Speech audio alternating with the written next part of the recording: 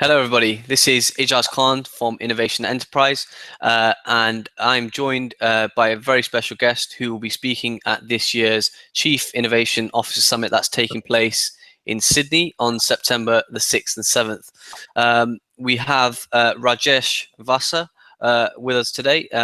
He is the Deputy Director of the Deakin University Software Innovation Lab. And he will be a keynote speaker at this year's event. Thank you for joining us, Rajesh. Thank you for having me. Excellent, excellent, my pleasure. Rajesh, if you could start off by introducing yourself and letting the audience know a little bit more about your background. So my background is I did my PhD in data analytics, especially studying human behavior, in particular software engineers. And before that, I did a program of studies in computer science and software engineering. And I have worked in the industry in a variety of roles before coming into academia, starting with software engineering all the way through to IT direction, being an IT director.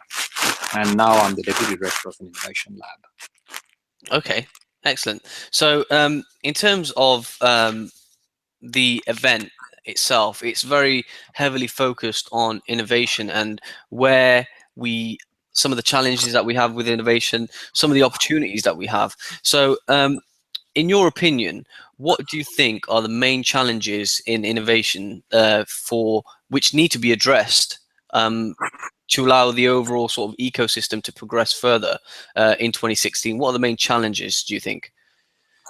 The biggest challenge would be in speed of delivery, which means you actually need to work as a team as opposed to a small set of individuals.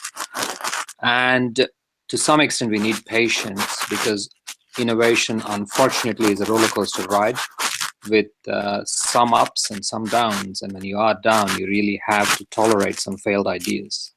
And that process of discovery is a slow process. Okay, excellent.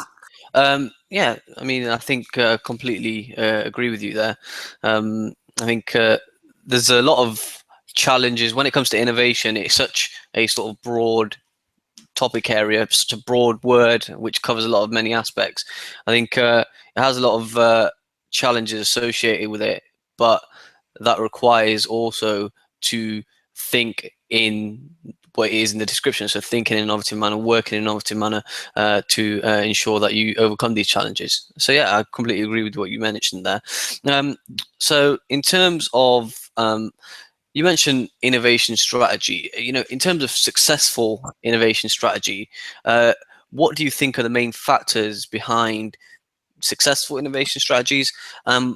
Why do some innovation strategies fail? And when you do fail, what can be learned and from failure to understand the overall sort of innovation practice? The most things fail generally because people are not clear where they're headed. Number one. And the second thing is the other reason for failure is they don't get enough feedback that they are failing. And the third reason is even when they do get the feedback, they don't have the necessary awareness to process that in any good way. So in order for you to actually successfully innovate and have a strategy behind it, I mean, strategy generally means you have a clear competitive goal that everyone in the team shares. So if you take a sports teams tend to win when they have a good strategy. What they mean by that is make more goals in that position. The competitive goal is super clear when you're playing a game of football. You kind of need a similar level of competitive clarity if you want any strategy to work, and it's no different with innovation. So innovation would work if you know what your competitive goal is. What is it that you're trying to achieve? And if the team is not clear about the goal, or if the goal is changing rapidly, you're going to have difficulties because you can't clearly define a strategy. Strategy takes time to set up, communicate, and for people to own that strategy and then start working towards it. Now, a good, successful innovation strategy, one picks competitive goals that are reasonably stable, communicates it, and then sets sufficient guidelines on feedback so people know that they're going in the right direction. And all of this is a challenge. especially if you're working with innovation. Also tends to fail if you don't have stable technical and scientific foundations. So if the unknown unknowns are massive, you really have a massive research project, not an innovation project.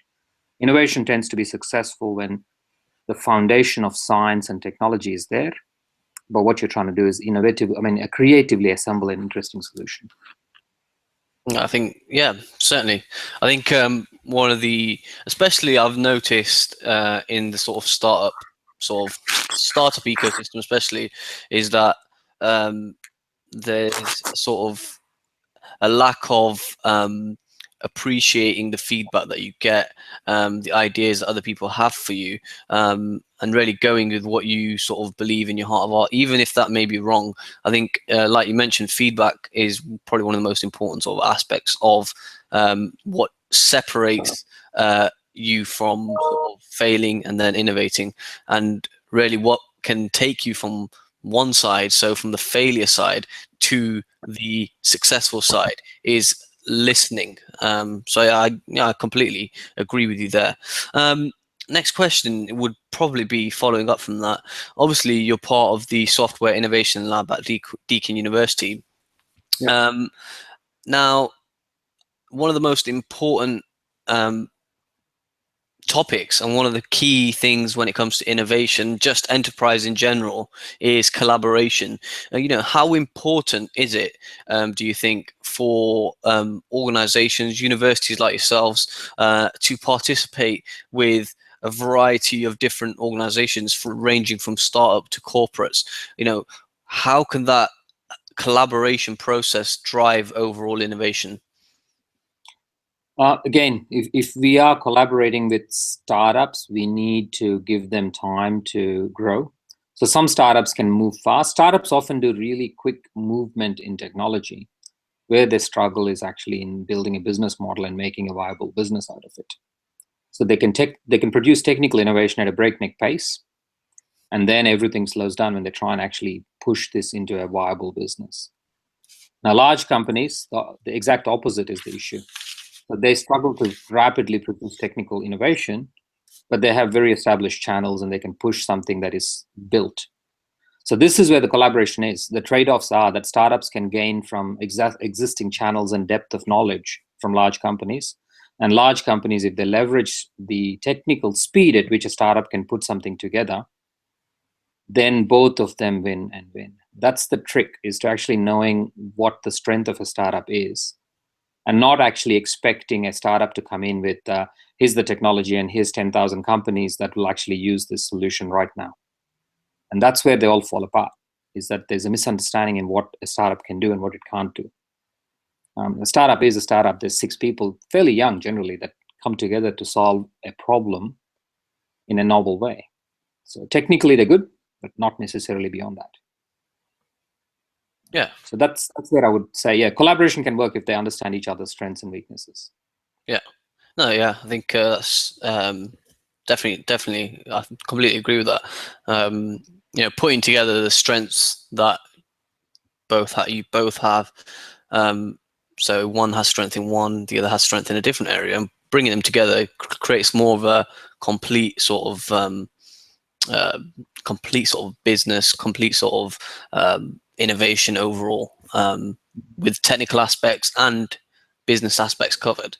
And finally, Rajesh, for the viewers out there who will be attending or who are thinking about attending this year's event, what will you be discussing in your presentation this year? Mostly the culture of innovation and how to actually construct that culture. So, and what I mean by culture is it's a set of shared habits. That's what a culture is. So, what are the shared habits we should actually try and build in a team so that it can be innovative? So that's what I'll talk. Excellent. That sounds great. And if any of the viewers are looking to come to the event this year, and meet Rajesh and listen to his talk, you can follow the link which is in the description below, to have a look at the website and see some of the other speakers that we've got as well. In the meanwhile, though, I want to thank Rajesh Vasa for his time today. Really appreciate it, Rajesh, and I look forward to meeting you in September at the event. Thank you. Excellent. Thank you very much. Take care. Take care. Bye now. Bye.